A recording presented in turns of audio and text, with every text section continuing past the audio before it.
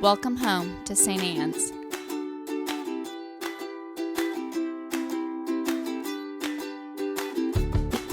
We want you to know that you're welcome to join us at 10 a.m. on Sundays.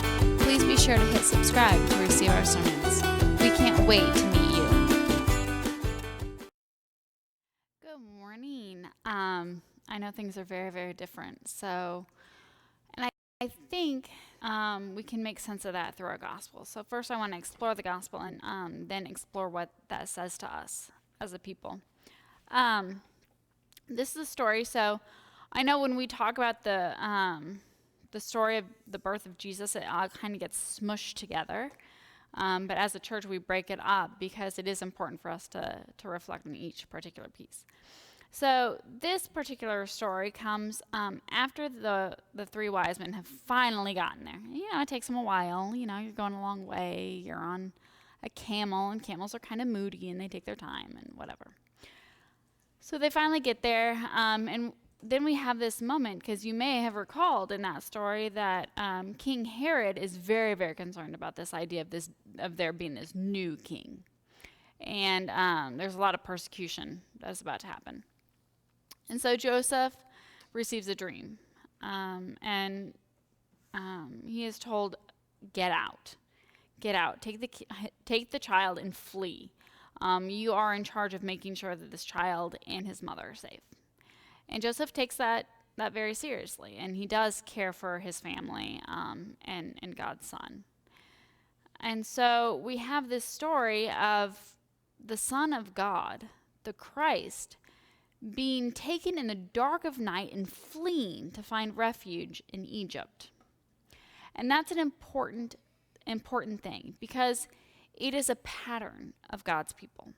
There is a pattern of seeking refuge, of where you are not being safe, of you not being able to be in your homeland and you fleeing to go somewhere else. And it is the story of the Jewish people throughout time. It's the story of the Israelite folk. It is indeed our own story. And that's important for us to reflect on today, because you and I are good Americans. And we know that the American dream is a house with a picket fence, 2.5 kids, maybe a dog, and little flowers around the edge, and a nice job that hopefully has a good pension, and we're going to retire at 55 and travel the world and do all those things that we didn't get around to doing when we were in our 20s, before those little kids came into our lives and before our career started.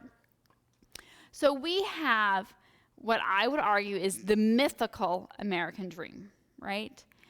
And it includes a place that we own. It is ours, right? And that is so very, very important to us as a people, that we have our stuff. We have our place, our house, my town, all these things that are mine, my yard, my all this.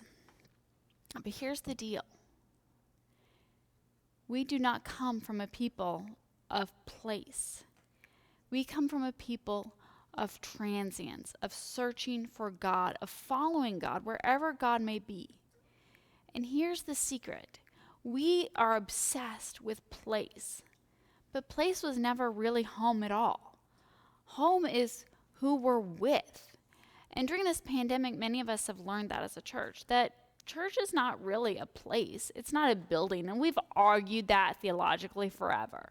Trust me, as a clergy person, we learned it in seminary. It was drummed into us then. And we say it sporadically to our parishioners. Well, church isn't a building. It's not brick and mortar. It's in our hearts. And it's with the people. The church are the people. But what did you learn when you were a kid? Here is the church. Here's the steeple. Open the door and hear all the people. And we've always thought that. It's about steeples and stained glass and pretty buildings and mortgages and all this stuff. It is about place.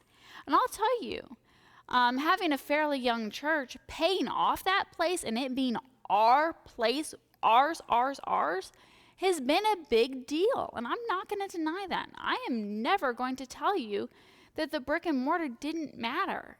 It It does. In our hearts, I love having my suburban home and my 2.5 kids and my dogs and my yard and all that stuff. I'm never going to deny to you and tell you, shame on you for caring about place, because that's not the point. It's not about shame or feeling bad or guilty or being wrong. It's about understanding that the truth is bigger than what we always thought it was. So there are beautiful churches and there are beautiful cathedrals. And if you wander Europe, I am not going to tell you not to go into those churches and be awed, because you cannot walk into Notre Dame and not be awed. It is incredible. Remember, the purpose was to literally try to build a tower to reach the heavens. That is awe-inspiring. And it is awe-inspiring. And there are churches in the Diocese of West Missouri that I strongly encourage you to visit, because they are beautiful and they are awe-inspiring with the music and the smells and the stained glass. And I'm not going to tell you that that's not awe-inspiring, but I will tell you this: it's not God, and it is not the church, and it is not who we are. Who we are is a people who seek God wherever God may be, and frequently that means moving and change and difference. But do you want to know the most important piece of that?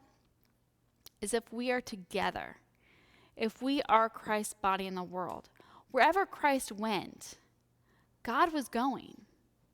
It didn't matter if Joseph took him to Egypt or to Galilee or to Bethlehem or to Nazareth. It didn't matter.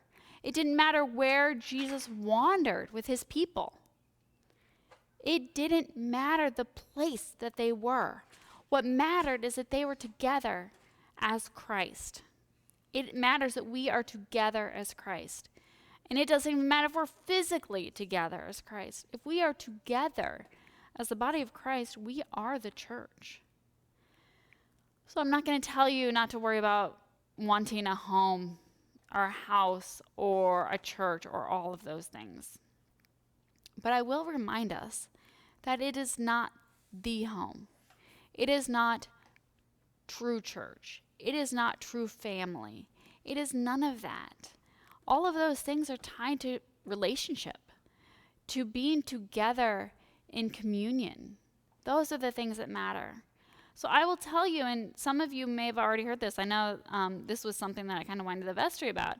I wanted to go back home when we went virtual, because for me, being in a big empty church wasn't church at all. It was me pretending to be in a television studio like Joel Osteen. I'm not Joel Osteen at all.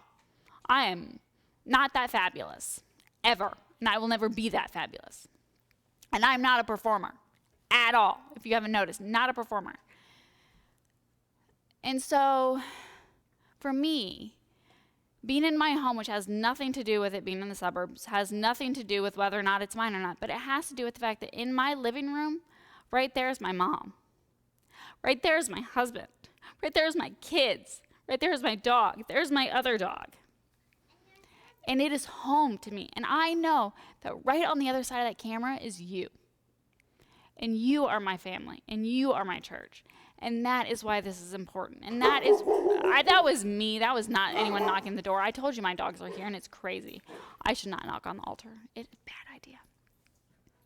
But we are together wherever we are. And that is the message of the gospel today. That wherever Joseph goes, wherever he takes the Holy Family, God goes too. The church goes too. Wherever we go, we are together as a church. And that is what makes us the Holy Family. We want you to know that you're welcome to join us at 10 a.m. on Sundays. Please be sure to hit subscribe to receive our sermons. We can't wait to meet you.